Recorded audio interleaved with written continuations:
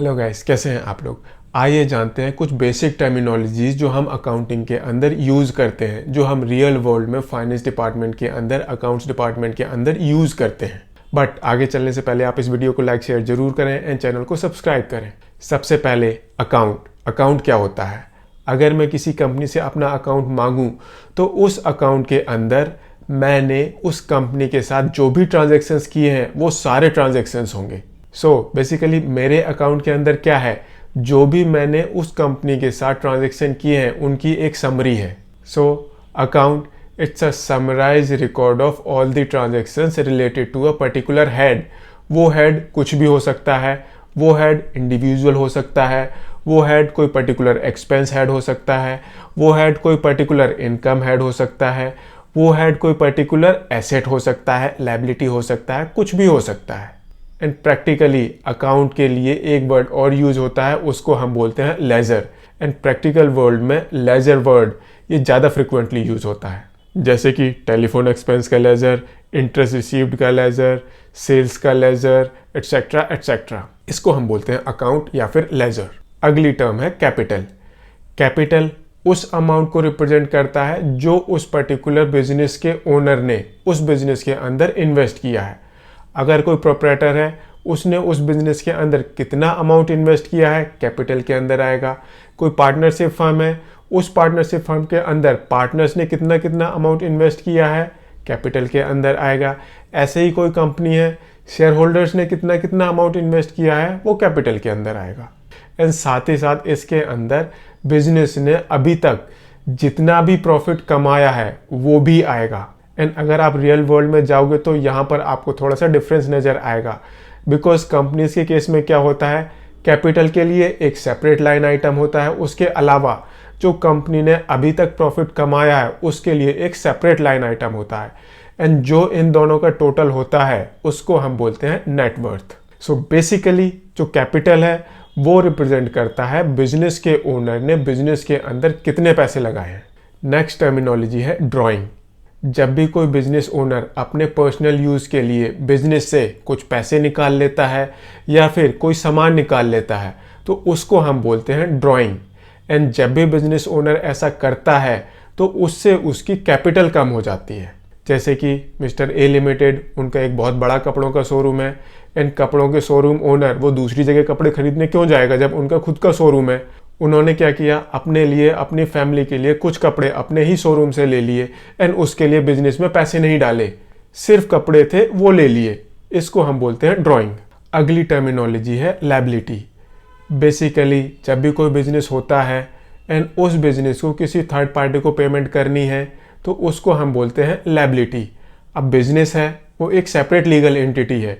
अब separate legal entity इसके बारे में आपको बाद में बताऊंगा, but in short separate legal entity क्या होता है, एक मैं हूँ, मैं कुछ बिजनेस कर रहा हूँ तो मैं एक सेपरेट पर्सन हूँ, वो बिजनेस वो सेपरेट पर्सन है।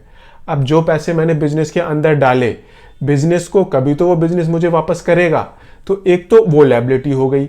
दूसरी, जो मेरा बिजनेस है उसके थ्रू मुझे थर्ड पार्टी को कुछ पेमेंट करनी है बिकॉज मैंने वहाँ से रॉ मटेरियल खरीदा था, वो थर्ड पार्टी की लायबिलिटी हो गई।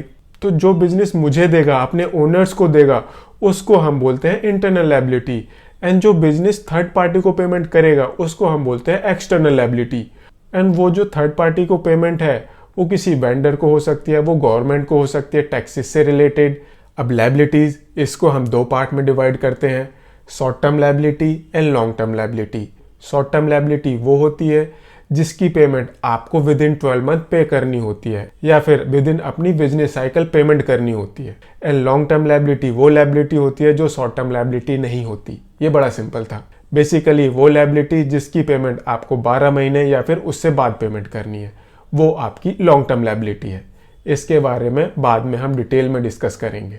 इन शॉर्ट, बिजनेस को जो भी थर्ड पार्टीज को पेमेंट करनी होती है वो बिजनेस के लिए लायबिलिटी होती है। एसेट्स क्या होते हैं, एसेट्स वो रिसोर्सेस होते हैं जो बिजनेस के कंट्रोल में होते हैं एंड जिनका यूज करके बिजनेस सेल्स जनरेट करेगा एंड प्रॉफिट कमाएगा। जैसे कि कोई दुकान है, उसका एक काउंटर होता है, काउंटर पर वो सामान को डिस्प्ले करता है एंड सामान बिकता रहता है। बेसिकली उस बिजनेस में क्या हो रहा है, काउंटर का यूज हो रहा है to sell those products. Business के लिए वो काउंटर एसेट है ऐसे ही जो ट्रांसपोर्टर होता है उसका एक ट्रक है, वो सामान को इधर उधर डिलीवर करता रहता है उस ट्रक का यूज़ करके। उस ट्रांसपोर्टर के लिए वो ट्रक वो एक एसेट है। तो बेसिकली एसेट्स क्या होते हैं? एसेट्स वो रिसोर्सेस होते हैं जो बिजनेस के कंट्रोल में होते हैं एंड जिसका यूज़ करके बिजनेस वो रेवेन्यू जनरेट करता है, प्रॉफिट कमाता है। एसेट्स को हम 2-3 कैटेगरी में डिवाइड करते हैं, जैसे कि non current asset, current asset, fictitious asset.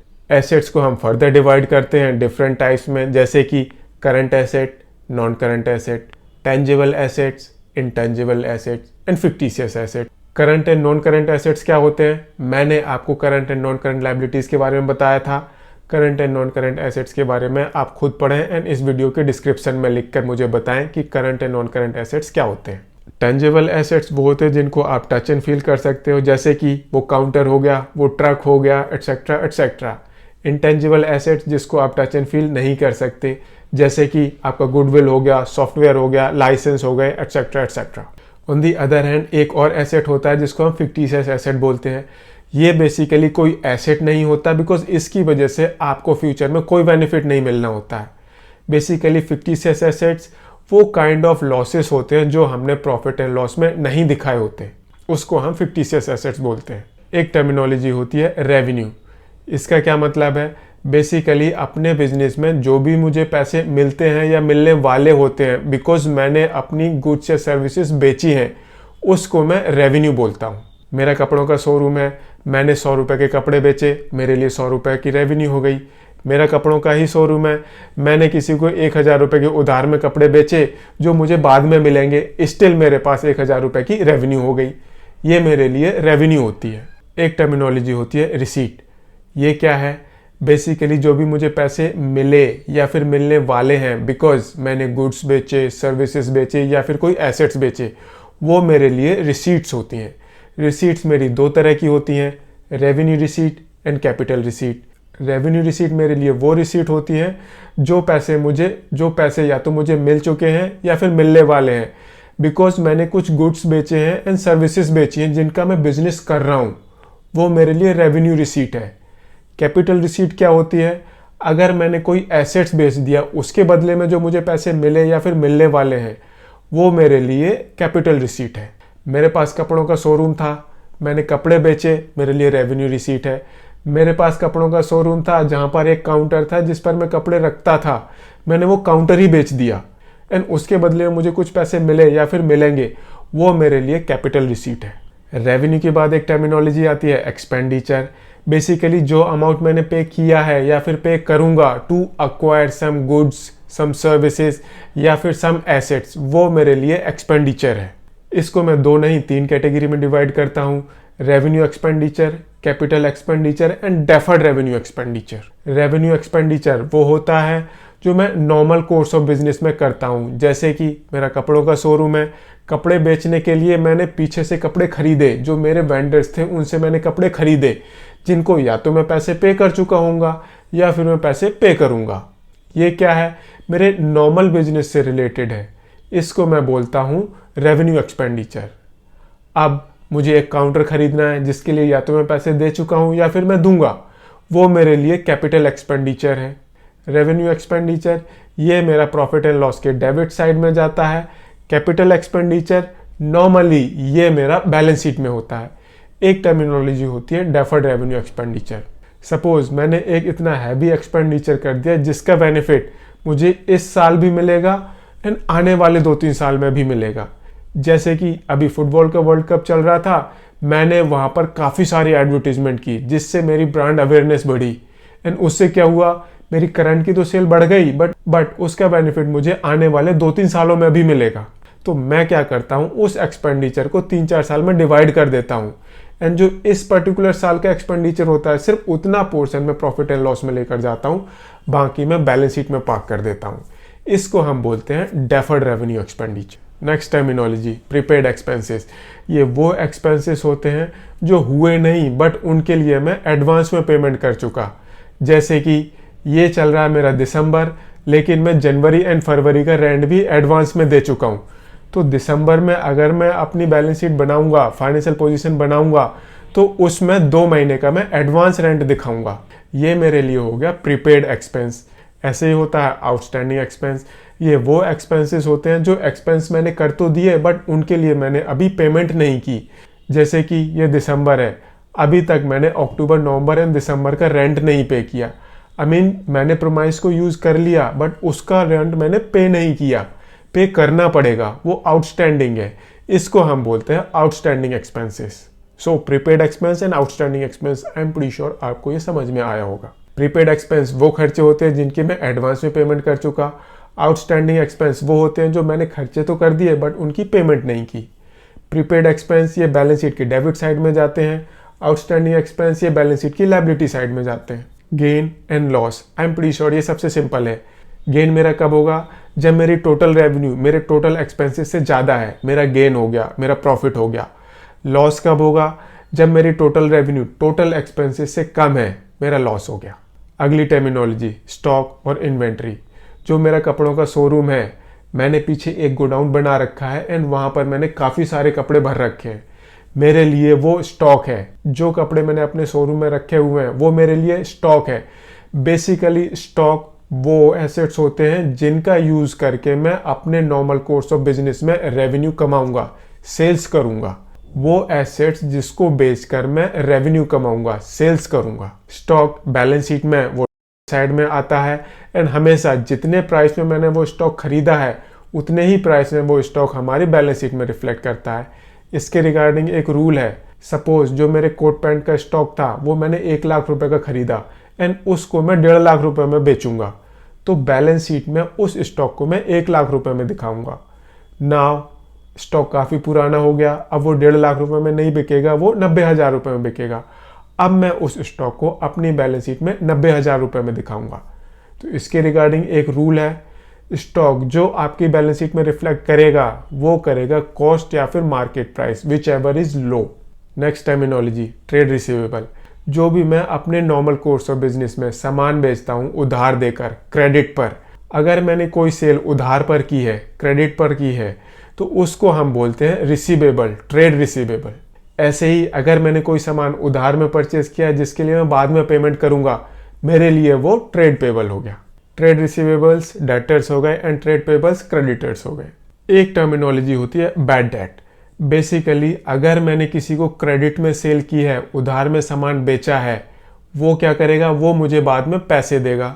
But अब मुझे पता चल गया दैट वो मुझे पैसे नहीं देगा बिकॉज वो घर छोड़कर भाग गया या फिर वो इंसॉल्वेंट हो गया। बेसिकली जो मुझे अपने बिजनेस में पैसे मिलने होते हैं, मुझे पता चलता है अब वो पैसे मुझे नहीं मिलेंगे, उसको हम बोलते हैं बैड डेट। यहाँ पर मैंने वर्ड यूज़ किया था इंसॉल्वेंट। वो क्या होता है? अगर कोई पर्सन वो अपनी लायबिलिटीज़ को पे करने के लायक नहीं है, उसके पास वो रिसोर्सेस ही नहीं है कि वो अपनी लायबिलिटीज़ को पे करें, उसको हम बोलते हैं इंसॉल्वेंसी एंड नॉर्मली बोला जाता है वो पर्टिकुलर पर्सन इंसॉल्वेंट हो गया। ऐसे ही वर्ड होता है एक सॉल्वेंट।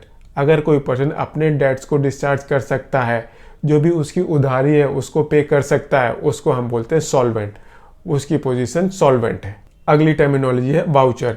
जब भी हम अकाउंटिंग में कोई एंट्री डालते हैं तो जो उसका डॉक्यूमेंट्री एविडेंस होता है उसको हम वाउचर बोलते हैं। अगर मैं कोई खर्चे की एंट्री डालता हूं तो उसके लिए मेरे पास वेंडर का बिल होगा। ऐसे ही मैं कोई सेल्स की एंट्री डालता हूं तो मैंने भी कोई बिल बनाकर दिया होगा। इनवॉइस हो गया, डेबिट नोट हो गया, क्रेडिट नोट हो गया, ये कुछ एग्जांपल्स हैं वाउचर्स के। एंट्री, अकाउंटिंग एंट्री, ये क्या होता है? जब भी मैं कोई ट्रांजैक्शन रिकॉर्ड करता हूं तो मैं उसकी एक एंट्री पास करता हूं। It's a evidence that a particular transaction has been recorded. Entry एक एविडेंस है दैट एक पर्टिकुलर ट्रांजैक्शन की बुक्स में एंट्री हो चुकी है, वो बुक्स में रिकॉर्ड हो चुका है, वो बुक्स में लिखा जा चुका है। अगली टर्मिनोलॉजी है अक्रूअल। जब भी मुझे कोई इनकम वो ड्यू हो गई बट मुझे मिली नहीं, उसको हम बोलते हैं अक्रूअल। सपोज दिस इज दिसंबर के महीने का इंटरेस्ट वो मुझे 15 जनवरी को मिलेगा। 31 दिसंबर को क्या हुआ, मुझे इंटरेस्ट मिलेगा ही मिलेगा, मुझे पता है वो इंटरेस्ट ड्यू हो चुका, ये मेरे लिए अक्रूअल हो गया। अक्रूअल ये इनकम से रिलेटेड था, प्रोविजन ये एक्सपेंस से रिलेटेड है। बेसिकली ये डिनोट करता है दैट मुझे कुछ अमाउंट पे करना है, वो ड्यू हो चुका है बट मैंने उसको पे नहीं किया। ये दिसंबर है, दिसंबर खत्म हो गया, दिसंबर के महीने का रेंट ड्यू हो चुका है बट मैं इसको जनवरी में पे करूंगा, 7 जनवरी को पे करूंगा। तो मैं 31 दिसंबर को उसका प्रोविज़न बनाता हूँ। इसको हम बोलते हैं प्रोविज़न। बेसिकली ये वो खर्चे हैं जो ड्यू तो हो चुके हैं बट हमने पे नहीं किए। ये कुछ टर्मिनोलॉजीज थी जो नॉर्मली हम अकाउंटिंग के अंदर यूज़ करते हैं। इसके अलावा भी काफ़ी सारी टर्मिनोलॉजीज हैं जिसके बारे में हम फ्यूचर में डिस्कस करेंगे। अगर आपको वीडियो पसंद आया हो तो इसे लाइक शेयर जरूर करें, चैनल को सब्सक्राइब करें। Thank you.